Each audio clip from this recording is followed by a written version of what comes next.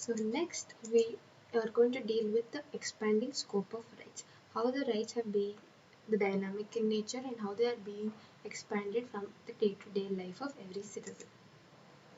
So from time to time the courts have given judgments to expand the scope of rights. Certain rights like right to freedom of press, right to information and right to education are derived from fundamental rights. So these rights are under the fundamental rights. School education has become a right for Indian citizens.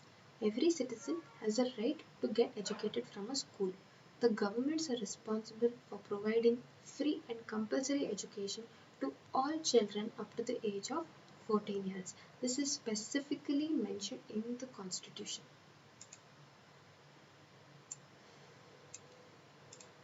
Parliament has further enacted a law giving the right to information to the citizens. Okay, so this act was made under the fundamental right to freedom of thought and expression. So under right to information, we have the right to seek information from government offices. If we have a certain doubt with any application process that you've applied to the government, anything regarding a recent legislation that has been passed and you want to know information about it from the government, you can seek this right called right to information. The government is bound to providing you the certain information. Recently, the Supreme Court has expanded the meaning of the right to life to include right to food. Under right to life and personal liberty, right to food has been added. So every citizen has the right to food as a part of his right to life.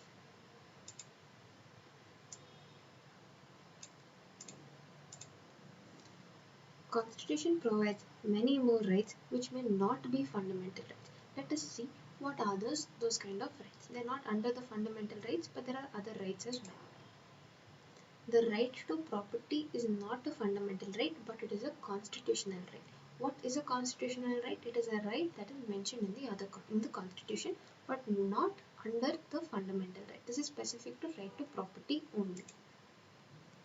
Right to vote in election is an important constitutional right, which means it is mentioned in the Constitution, but it does not come under the fundamental rights. Sometimes the expansion takes place in what is called as human rights. So the expansion of fundamental rights or any constitutional right takes place in what is called as the human rights. So what are human rights? These are universal moral claims that may or may not have been recognized by law.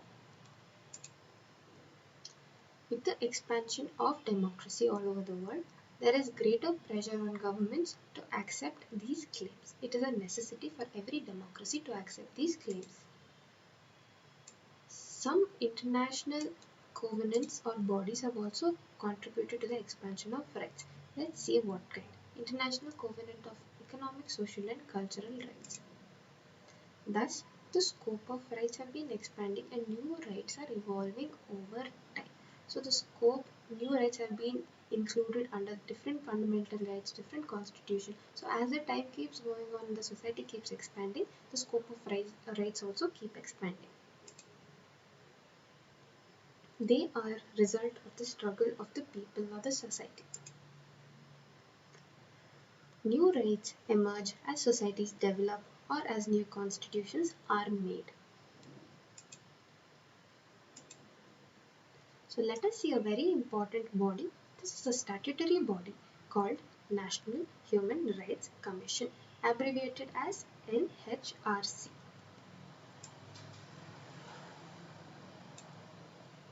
So what is NHRC? It is an independent commission which was set up in the year 1993, which is independent of the government. The commission is appointed by the president and includes who are the people who are, this deals with who are the people who are under the commission. So it includes retired judges, officers and eminent citizens. Its focus lies, its aim is to help the victims secure their human rights, which includes all the rights guaranteed to the citizens by the Constitution. So its main aim, they work in the domain of securing, making sure that all citizens get the desired rights that they deserve. The NHRC cannot itself punish the guilty, and that punishment to the guilty is the responsibility of the courts. Its aim is to see whether the citizens are getting their deserved rights. The NHRC is there to make independent and credible inquiry into any case of violation of human rights. So there is a specific case, suppose a specific case arises where certain rights are being taken away by any citizen, and that's when the NHRC will intervene into the process to make an inquiry. So it works like a court, so that is it.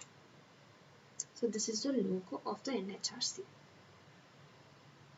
It has a judicial aspect in it itself. But you should also remember that it does not have the power to punish the guilty.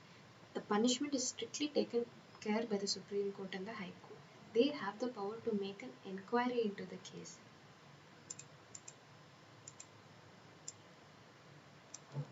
The Commission presents its findings and recommendations to the government or intervene in the court on behalf of the victims. Like any court, let's see the similarities NHRC has with the court. It can summon witnesses, it can question any government official, it can demand any official paper, it can visit any prison for inspection.